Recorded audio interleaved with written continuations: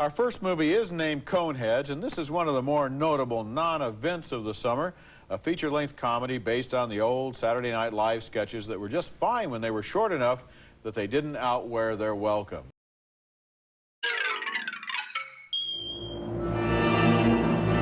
They have come from the cold, far reaches of space. Roger, TACOM. Unidentified aircraft. To conquer our world. Request permission to fire. And to enslave our people forevermore.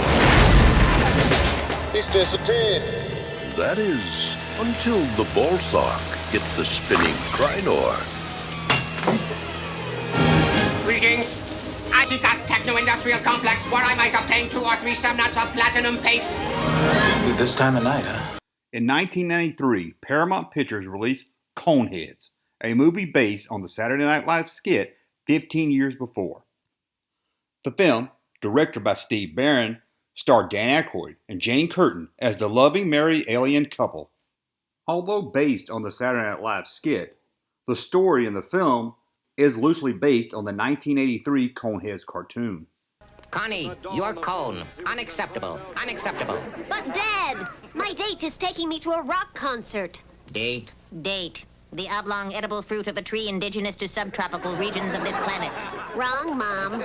Date. Prearranged meeting between 2 potentially amorous individuals. But the Coneheads don't wear well at feature length. The screenplay seems contrived, the humor is forced, and the Coneheads basically exist in a one-joke universe. Take away their heads, and what do you have left? Well, you have a few lines of smart dialogue by Dan Aykroyd, you know, parental units, that high-tech speech, which is cute. Yeah. But you're right, there is no arc to this story. The film was released in the summer of 1993 and debuted at number 6 for its opening weekend, bringing in as little over $7 million. Coneheads would end up making $21 million with a $33 million budget. The Coneheads seem to exist exactly at the same level from beginning to end. I'll tell you what, they're never really in jeopardy. You know, Wayne's World, the whole world could come crashing down. They had goals and dreams. The Coneheads just want to pass. Yeah. And in the 5-minute bit, that was okay to sustain them. Of course, but it doesn't work in this way. You're absolutely right. To help promote the film, Paramount turned to toy company Playmates to release action figures based on the film. Tang, the drink the astronauts took to the moon. Astronauts to the moon. Coneheads.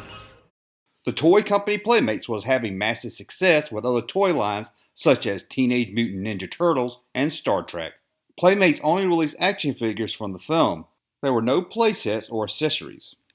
There was Beldar in flight uniform. Another Beldar was released in a suburban uniform. His wife Playmat was also released in a flight uniform and a suburban uniform. The third Conehead figure was their daughter Connie. The other figure in the line was INS agent Gorman Seating. The action figures were really done well and bear a great likeness to the characters seen in the film. However, the figures, like the film, failed at toy stores, and the line was canceled almost upon its release. No Series 2 ever reached the planning stage. 2 thumbs down on the Coneheads comedy. We both felt it was contrived, one-joke humor that didn't stretch beyond the sketch length. That's a look at the movie toy line that failed, Coneheads. As always, please thumb up my video so I know you like my content, and subscribe to the channel. Thank you, sir, for that unsolicited testimony.